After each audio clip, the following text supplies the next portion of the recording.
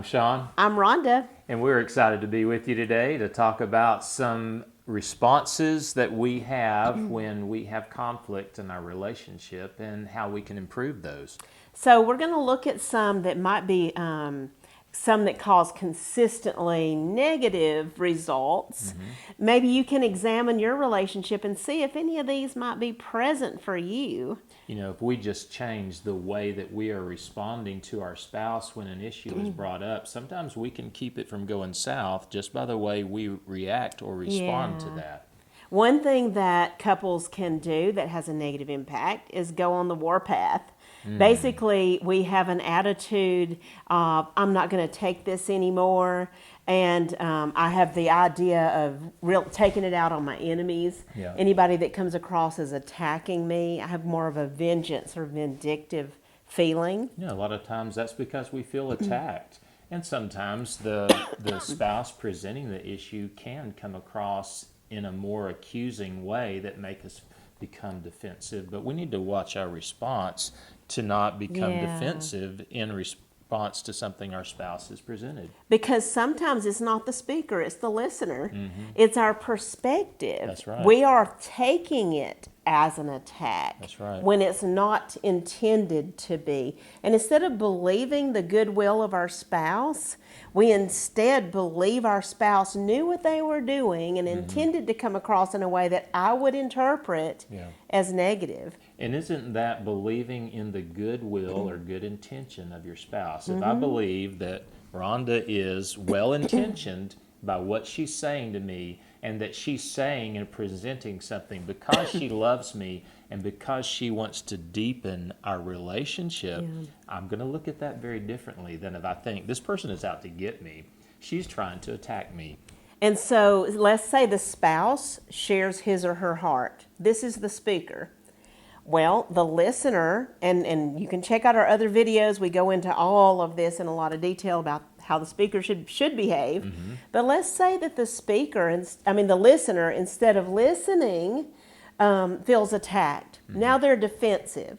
When we're defensive or we attack back because we assume you meant to hurt me by your statement, well, we're going to say things that sound aggressive.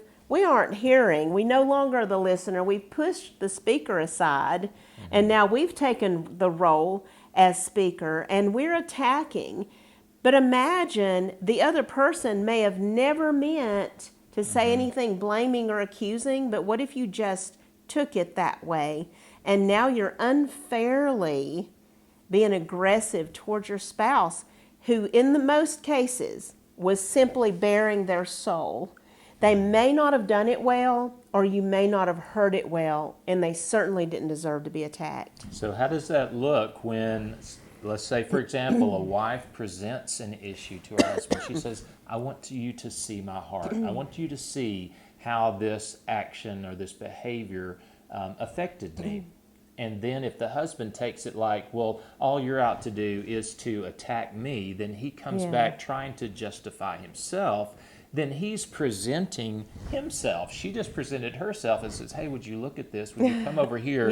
And He's just pushed her aside and said, no, look at me. That's right. That's exactly what's happening. And we need to be careful that we don't turn it around and say, now it's all about me. We need to stay focused. What I'm saying is more important here than what you're saying. That's right. So what we have to do is realize connect with the one that's presenting.